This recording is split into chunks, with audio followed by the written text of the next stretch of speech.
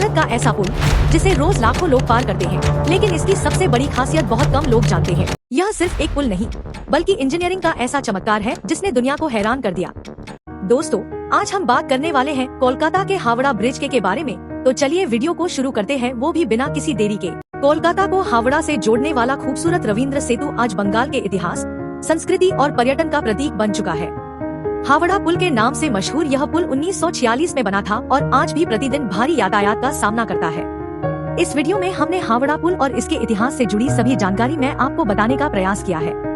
इनमें से कुछ बातें तो सर्वविदित हैं, लेकिन हम वादा करते हैं कि आपको कुछ ऐसी रोचक जानकारी भी मिलेगी जो शायद इस वीडियो को देखने से पहले आपको पता न हो। गंगा नदी के दोनों किनारों पर बसे शहरों को जोड़ने वाले पुल की आवश्यकता शुरू से ही महसूस की गई थी। जैसे जैसे कलकत्ता का आकार बढ़ता गया और वह अधिक व्यस्त होता गया, हुगली नदी पर पुल बनाकर बेहतर संपर्क स्थापित करने की आवश्यकता महसूस हुई। सन 1862 में बंगाल के राज्यपाल ने पुल निर्माण की संभावना का सर्वप्रथम मूल्यांकन किया और ईस्ट इंडिया रेलवे कंपनी के तत्कालीन मुख्य अभियंता जॉर्ज टर्नबुल को एक अध्ययन करने का निर्देश दिया।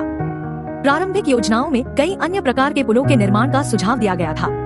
कुछ लोगों ने तो दोनों शहरों को जोड़ने के लिए एक सुरंग का भी सुझाव दिया था। यह हावड़ा स्टेशन की स्थापना के कुछ ही समय बाद की बात है और एक पुल के बनने से कलकत्ता की देश के शेष भागों से कनेक्टिविटी में उल्लेखनीय वृद्धि होती। हालांकि टर्नबुल ने निष्कर्ष निकाला कि कलकत्ता में पुल बनाना काफी अधिक प्रयास और धन की मांग करेगा और यह व्यावहारिक नहीं था। उन्होंने सुझाव दिया कि कलकत्ता से लगभग 12 मील उत्तर में एक सस्पेंडेड गर्डर पुल बनाया जाए। अंततः इस अध्ययन से कुछ भी हासिल नहीं हुआ, लेकिन हावड़ा पुल के निर्माण की नींव पड़ चुकी थी। कलकत्ता पोर्ट ट्रस्ट की स्थापना 1870 में हुई थी और 1871 के हावड़ा ब्रिज अधिनियम के तहत इसे पुल के निर्माण और रखरखाव का दायित्व सौंपा गया था। दोनों क्षेत्रों को जोड़ने वाला पहला पुल एक पोंटून ब्रिज था, जिसका निर्माण सर ब्रैडफोर्ड लेस्ली के साथ हुए अनुबंध के बाद 1874 में किया गया था। इस पुल के कुछ हिस्से इंग्लैंड में बनाए गए थे और फिर उन्हें भारत में लाकर जोड़ा गया था। हुगली नदी पर कलकत्ता को जोड़ने वाला पहला पुल 17 अक्टूबर 1874 को यातायात के लिए खोला गया था। यह 465.7 मीटर लंबा और 19 मीटर चौड़ा था, जिसके दोनों ओर 2.1 मीटर चौड़े फुटपाथ थे। स्टीमर और अन्य जल परिवहन साधनों के आवागमन को सुनिश्चित करने के लिए पुल को समय समय पर खोला जाता था। कुछ वर्षों बाद पुल को बिजली के लैंप पोस्टों का उपयोग करके रोशन किया गया। समस्या यह थी कि इस प्रकार का पुल भारी यातायात और खराब मौसम का भार सहन नहीं कर सकता था। सदी के अंत तक एक अधिक मजबूत विकल्प की आवश्यकता स्पष्ट रूप से महसूस की गई और बंदरगाह आयुक्तों ने अन्य विकल्पों की तलाश शुरू कर दी। आज हम जिस हावड़ा ब्रिज को जानते हैं, उसके निर्माण से पहले कई तरह की योजनाएं बनाई गई और कई प्रकार के पुलों का सुझाव दिया गया।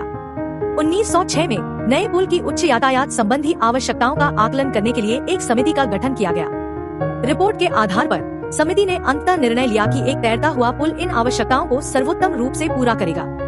इसके बाद डिजाइन और निर्माण के लिए निविदाएं आमंत्रित की गई और विजेता के लिए 3000 पाउंड की पुरस्कार राशि की घोषणा की गई। यह प्रारंभिक कार्य योजना प्रथम विश्व युद्ध के कारण बाधित हो गई थी, लेकिन 1917 में इसे अस्थायी रूप से फिर से शुरू किया गया था। 1921 में सर आर एन मुखर्जी के नेतृत्व में इंजीनियरों की एक टीम, जिसे मुखर्जी समिति कहा गया, का गठन हावड़ा पुल के निर्माण की जांच के लिए किया गया था। दिलचस्प बात यह है कि जब इस टीम ने यह मामला सर बेसिल मोट के समक्ष रखा, तो उन्होंने एक ही मेहराबदार पुल बनाने का सुझाव दिया। 1922 में मुखर्जी समिति ने नवगठित न्यू हावड़ा ब्रिज आयोग को अपनी रिपोर्ट सौंपी। इसी के फलस्वरूप न्यू हावड़ा ब्रिज अधिनियम बना। 1926 में समिति ने एक विशेष प्रकार के सस्पेंशन ब्रिज के निर्माण की सिफारिश की। निर्माण के साथ साथ भूमि अधिग्रहण, रोजगार और रखरखाव के लिए कर लगाने संबंधी विभिन्न आवश्यकताएं और कानून भी सामने आए। हावड़ा ब्रिज अधिनियम ने इन सभी बातों को सुनिश्चित किया। इसके कुछ समय बाद 1930 में दो जिलों के बीच एक घाट पुल के निर्माण की व्यवहार्यता का अध्ययन करने के लिए एक और समिति, गूढ़े समिति का गठन किया गया। उनकी सिफारिशों के आधार पर मेसर्स रेंडेल, पामर और ट्रिटन के मुख्य डिजाइनर श्री वाल्टन द्वारा एक विशेष प्रकार के निलंबन पुल का डिजाइन तैयार किया गया। संपूर्ण कार्य का ठेका British company Cleveland bridge and engineering company limited को दिया गया। इसके तुरंत बाद वैश्विक निविदाएं जारी की गयी और अंततः the Braithwaite Burn and Jessop construction company limited नामक एक स्थानीय संगठन को इस्पात निर्माण कार्य के लिए उपठेकेदार का दर्जा दिया गया। इसका निर्माण कार्य 1936 में शुरू हुआ और नया हावड़ा पुल अंततः 1942 में बनकर तैयार हुआ। इसका उद्घाटन 3 फरवरी 1943 को हुआ। हावड़ा पुल का इतिहास दोनों विश्व युद्धों से अप्रत्यक्ष रूप से जुड़ा हुआ है। हालांकि 1900 के दशक की शुरुआत से ही योजनाएं बनाई जा रही थी, लेकिन प्रथम विश्व युद्ध के कारण निर्माण कार्य रुक गया था। हालांकि 1917 में इसका आंशिक रूप से नवीनीकरण किया गया था। देरी के कारण अन्य समितियों का गठन हो सका और नियोजित पुल में और संशोधन किए गए। जैसा कि हमने पहले उल्लेख किया है, मुखर्जी समिति का गठन 1921 में हुआ था और उसे इस मामले की जांच करने का कार्य सौंपा गया था। उनके कार्य के आधार पर ही नया हावड़ा पुल अधिनियम पारित किया गया था। लेकिन युद्ध के कारण होने वाली देरी अभी खत्म नहीं हुई थी। 1930 के दशक में गूढ़े समिति की सिफारिशों के आधार पर वैश्विक निविदाएं जारी की गयी। सबसे कम बोली एक जर्मन कंपनी की थी, जिसे उस समय जर्मनी और ग्रेट ब्रिटेन के बीच बढ़ते तनाव के कारण अनुबंध नहीं दिया गया। इसके बजाय एक स्थानीय कंपनी को अनुबंध दिया गया और निर्माण कार्य जल्द ही शुरू हो गया। युद्ध का असर पुल के निर्माण के लिए आवश्यक सामग्रियों पर भी पड़ा।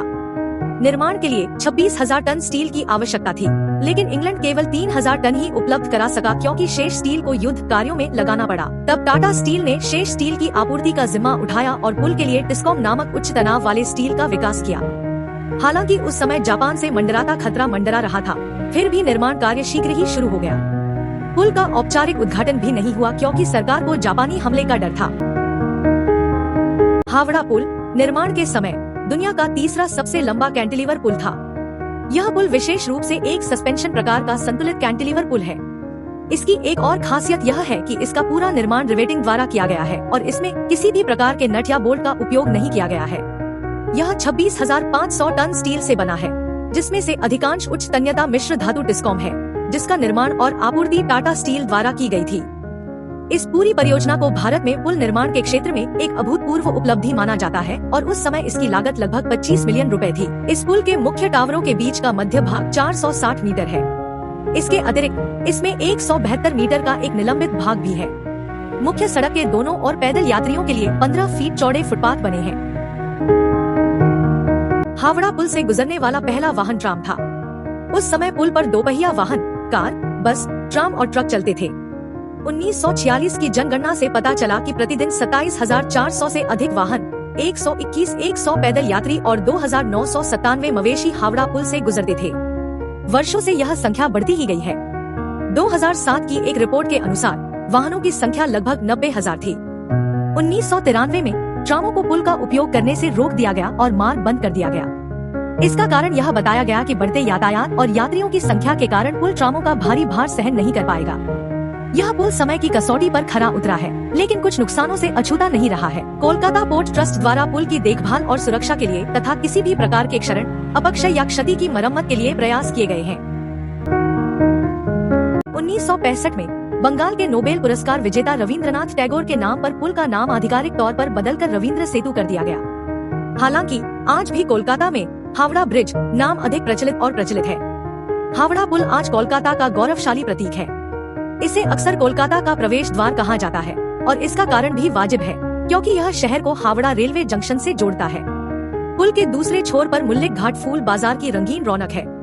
आज प्रतिदिन लगभग 1 लाख वाहनों और 150,000 से अधिक पैदल यात्रियों के गुजरने के साथ हावड़ा ब्रिज शायद दुनिया का सबसे व्यस्त कैंटिलीवर ब्रिज है। यदि आप रात के समय आसपास हों, तो आनंद के शहर में प्रवेश करते समय या उसे पीछे छोड़ते समय जगमगाते और रंग बिरंगे प्रकाश से सजे पुल के दृश्य को अनदेखा करना असंभव है। यह पुल बंगाल और अन्य जगहों की कई फिल्मों और किताबों में अपनी जगह बना चुका है। उदाहरण के लिए सत्यजीत रे, मृणाल सेन और ऋत्विक घटक की फिल्मों में हावड़ा पुल को दिखाया गया है।